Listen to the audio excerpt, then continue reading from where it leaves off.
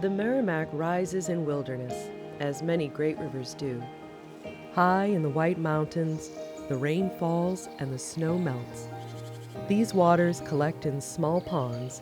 The ponds overflow into brooks, which grow into streams, and then combine into a river. We call it the Pemigewasset here, an Indian name meaning long rapids. As the river rushes to the sea, millions of acres of watershed feed its flow, bringing life and prosperity to those who drink from its waters. But for many years, the river was abused. Competing users were indifferent to the needs of others, and the river almost died. Fortunately, that time is passing. We're learning that we must balance the use of our water resources, that a river is a resource we can all share. The Merrimack River Valley has been an industrial valley since the 19th century, when it was the center of the developing textile industry. Some say the Industrial Revolution in America started here. All the great cities along the Merrimack, Manchester, Nashua, Lowell, Lawrence, grew out of mill towns that attracted the Irish, then the French, and many others. They came here because the rivers provided power for the mills, and the mills provided jobs. The city of Lawrence was a planned industrial city. Its mills, canals, and Great Stone Dam were all built to use the river for powering industrial development. The river provided for other needs too. Transportation, both upstream and down, in the days when the steamboats operated between dams. Before electric refrigerators, blocks of ice were sold door to door. The ice was cut from the river during the winter months and stored in the ice houses on the river. People used the river for enjoyment too. Public bathhouses were the place to be on a hot summer afternoon. Unfortunately, over the years, use of the river for industrial and land development needs prevailed, overwhelming river resources and threatening their survival. 100 years ago, industrial use so polluted the river that no one else could use the water. Land development threatened to seriously damage the river and its wetlands. Now we're learning to balance the needs of developers and industrial growth with the equally important need to preserve river resources. At the Great Stone Dam in Lawrence, the Lawrence Hydro Project also depends on the river's resources and uses them responsibly. Here, water power is used to generate electricity for thousands of homes, schools, and businesses. The dam has been here since the mid-1850s. The same materials and construction still function today, along with an improved pneumatic press gate system to maintain normal water levels while alleviating high flows and flood potential when necessary. Flow of the water is utilized by flowing through the two hydroelectric turbines. The water passes through the turbines, and the fall in elevation spins the generator shaft. The spinning generator creates power.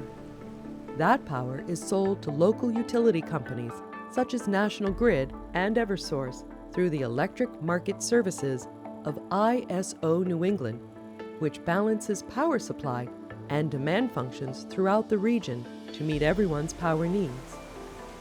The power generated here can power thousands of households. This hydro facility is what's called a limited impact user and operates in a run-of-river mode. Virtually no water is lost in this process. Every drop of water that goes into the plant is put back into the river after it passes through, and all inflow to the project is passed downstream.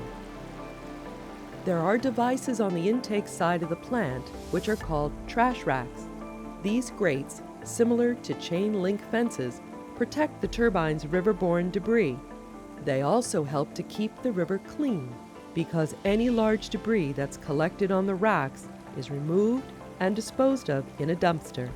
Things like oil drums, tires, large trees, and other debris that would normally be passed downstream are taken out at the turbine intake. There is also a fish elevator here.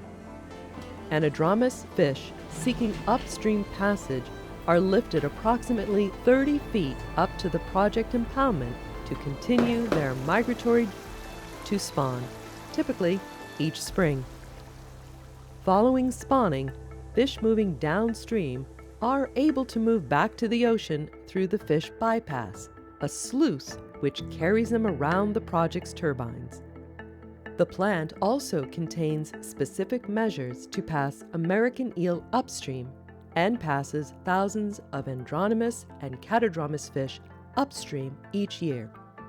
All of the project's passage measures, upstream and downstream, are monitored and supervised by several state and federal natural resource agencies, acting collectively as the Merrimack River Technical Committee. The project undertakes annual assessment, repairs, and improvements to passage measures, working with and upon direction of the Technical Committee.